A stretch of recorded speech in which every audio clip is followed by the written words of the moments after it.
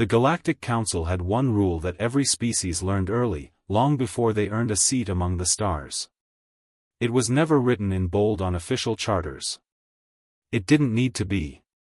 It was taught in silence, in training halls, in warning broadcasts, and in the way veterans lowered their voices when they spoke of Earth. The first law of the galaxy: do not harm human children. No one fully agreed on how the law came to be. Some said it was written after the Earth conflict of the early expansion era. Others believed it was older, far older, etched into galactic memory after observing humanity long before first contact. But everyone agreed on one thing: it existed because humans reacted to threatened children differently than any known species. And the Council had broken it. On the frontier world of Viral Station, the attack began without warning. The Council had labeled the planet low-risk biological territory, a designation that justified controlled extraction operations. Human presence was considered minimal, just scattered research colonies and families working under interspecies agreements. No one expected resistance. That was the first mistake. The second was underestimating what human children meant to the rest of humanity.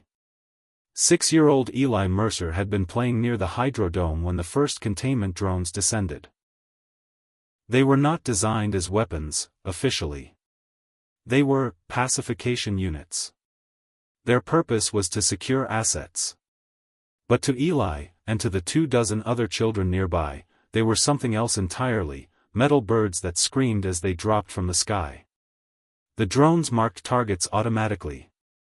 Adult human signatures were prioritized for capture. But a malfunction in the Council's updated directive, approved just one cycle earlier, reclassified children as secondary assets. And secondary assets could be subdued. By the time the first colony alarm was raised, 3 children had already been taken. That was all it took. Human response time was not measured in minutes or seconds. It was measured in consequences. Commander Raoul Venn of the Galactic Council fleet watched the tactical display flicker red across his console. "What is this reaction?" he demanded. "It's a mining colony. Their military capacity is negligible." A subordinate hesitated. "Sir, it's not the adults responding." On the screen, ships were rising from hidden planetary shields, vessels not registered in any Council database. Civilian craft, retrofitted and reinforced, moving with terrifying coordination. And they were all converging on Viral Station. "They're evacuating?" Raoul asked. The subordinate shook his head slowly. "No, sir. They're hunting." The first Council cruiser was destroyed before it could enter firing range. Not by missiles. Not by beams. But by impact. Human vessels ramming it at full velocity, sacrificing themselves without hesitation. Inside those ships were engineers, farmers, teachers, and parents who had received distress signals marked with a simple identifier.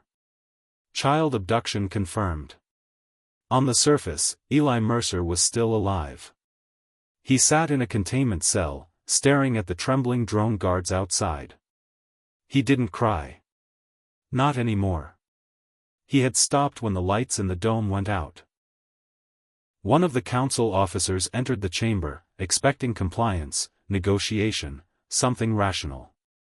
Instead, he found the boy quietly repeating a line he didn't seem to fully understand.